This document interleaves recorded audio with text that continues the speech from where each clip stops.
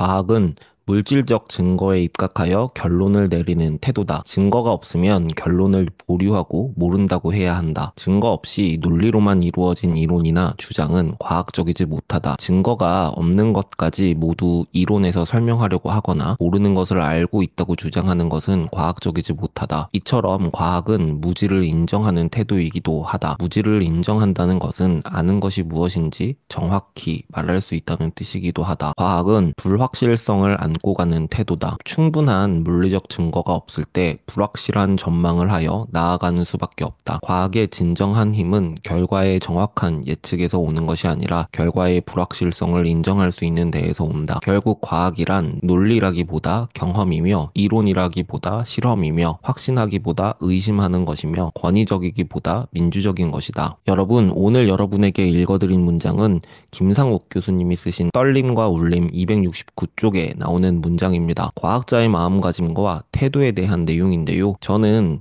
이 문장을 읽고 자신만의 업을 사는 우리 같은 직업인에게도 동일하게 적용이 된다고 생각했습니다. 유시민 작가님의 청춘의 독서 49쪽에 이런 문장이 나옵니다. 리영희 선생은 말한다. 진실, 진리, 끝없는 성찰, 그리고 인식과 삶을 일치시키려는 신념과 지조, 진리를 위해 고난을 감수하려는 용기, 지식인은 이런 것들과 더불어 산다. 과학자의 삶, 지식인의 삶, 직업인의 삶이 뭔가 통하는 것 같죠? 여기서 얻은 영감을 가지고 저는 제가 쓴 책 모두의 사업에서 사장님들이 어떤 마음가짐과 태도를 가져야 하는지 썼는데요. 유튜브에서는 사장님뿐만 아니라 자신이 정의한 업으로 삶을 주체적으로 살고자 하는 사람이 지니면 좋은 마음가짐에 대해서 한번 말해보겠습니다. 여기서 잠깐 제 서비스 소개 좀 할게요. 독서가 실제 현실을 어떻게 바꾸는지 궁금하세요? 직무 능력의 핵심인 사고력, 기획력, 어휘력, 표현력 등의 기초 소양 개발을 위해 리드앤리드 필사 클럽을 만들었습니다. 10년 동안 회사 생활을 하면서 임직원들을 교육했던 방법 그대로 운영합니다.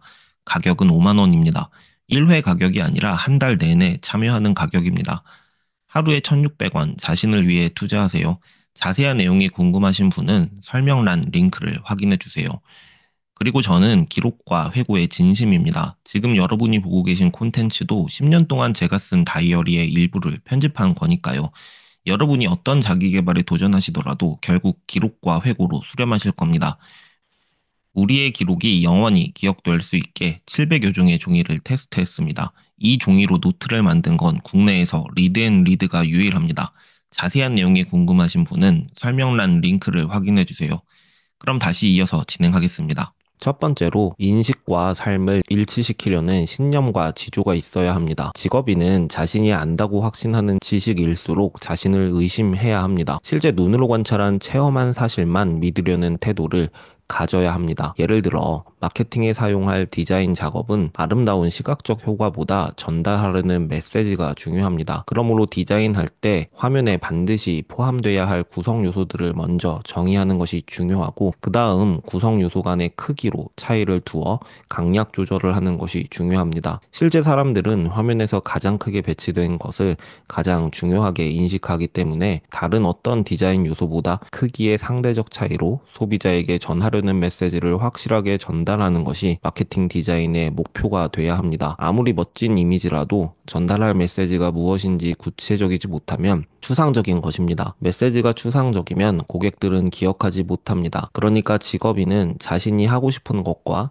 고객이 알고 싶은 것을 구분하고 자신이 고객에게 가르쳐야 할 것이 무엇이고 고객으로부터 배워야 할 것이 무엇인지 알아야 합니다. 모두가 디자인은 무조건 예뻐야 한다고 주장할 때 그 주장이 사실인지 실제 실험을 통해 검증하려는 자세와 결과를 보고 생각을 정립하려는 태도를 갖춰야 합니다. 인식과 삶을 일치시키려는 신념과 지조를 가져야 한다는 의미가 바로 이런 맥락입니다. 두 번째, 진리를 위해 고난을 감수하는 용기가 있어야 합니다. 자신이 관찰한 사실이 다수의 의견과 다를 때는 다수를 설득해야 합니다. 이 행동엔 용기가 필요합니다. 그렇게 했음에도 다수를 설득하지 못했을 때는 결과로 증명하는 실행력이 필요합니다. 이 행동에도 용기가 필요합니다. 지금까지 믿었던 사실이 현실과 부합하지 않을 때 스스로 믿었던 사실을 버리고 다시 진리를 찾기 위해 성찰하는 태도가 중요합니다. 이처럼 가던 길을 멈추는 데에도 용기가 필요합니다. 자신이 정의한 업을 중심으로 의사결정하는 사람은 때로는 때로는 모두의 반대를 무릅쓰고 나아가야 하고 때로는 지금까지 해왔던 모든 일을 중단해야 합니다. 진리를 위해 기꺼이 고난을 감수하려는 용기가 필요합니다. 세 번째는 무엇보다 진실을 추구해야 합니다. 우리는 모두 문제 해결사입니다. 우리가 돈을 버는 이유는 문제를 가진 고객의 문제를 해결하기 때문이니까요.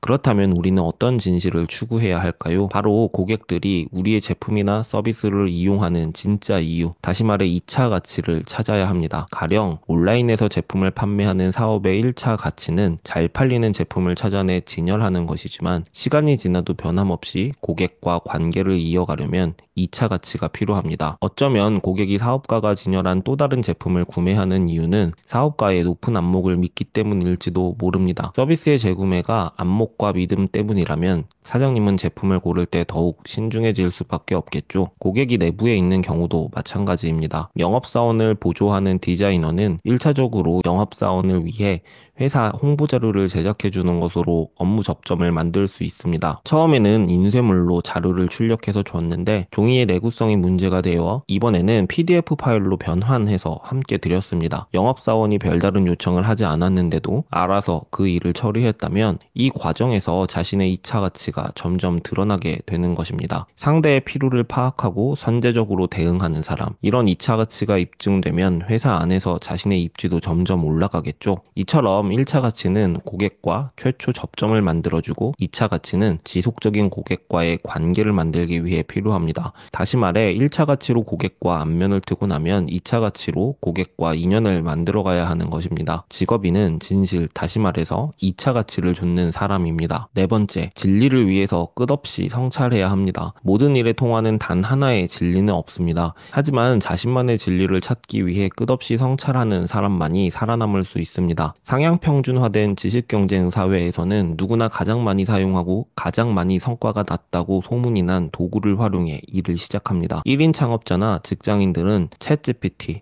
페이스북, 인스타그램, 블로그, 검색 광고, 유튜브 등등의 도구를 누구나 다 공부합니다. 모두 같은 방법으로 같은 도구를 사용하기 때문에 경쟁도 매우 치열하겠죠. 하지만 모두 별다른 고민 없이 다른 사람의 성공 방식을 그대로 베끼고 있어서 생기는 빈틈 또한 있습니다. 예컨대 모두 블로그 마케팅을 도구로 판매를 시작할 때 오프라인에서 소비자와 직접 만나 대화를 나누며 비교적 훨씬 수월하게 수요 조사와 판로를 개척할 수도 있습니다. 이래서 중요한 건 언제나 방향성입니다. 무슨 집을 지을지 정하지도 않고 망치와 톱 같은 도구 사용에 매몰된 건 아닌지 잠시 멈춰 생각해 보세요. 자신이 짓고 싶은 집에 맞게 사용할 도구를 결정하셔야 합니다. 어떤 집을 지을지 생각하지 않고 도구들의 사용법만 배워서는 건축을 할 수 없는 법입니다. 다른 사람의 길이 아니라 스스로 길을 만드는 사람. 직업인은 진리를 향해 끝없이 성찰하는 사람입니다. 직업인의 태도는 과학자의 태도와 닮아 있습니다. 둘 다 끝없이 성찰하고 행동으로 증명하는 사람입니다. 자신의 삶을 주체적으로 살고자 하는 분들은 이 관점에서 방향성을 점검해 보세요. 다른 사람들과 똑같은 기준으로 경쟁하고 있는지, 과학자의 시선으로 당연한 건 없다는 생각으로 모든 것을 하나씩 검증하고 있는지, 우리에겐 잠시 쉬면서 이렇게 생각을 정리할 시간이 필요합니다.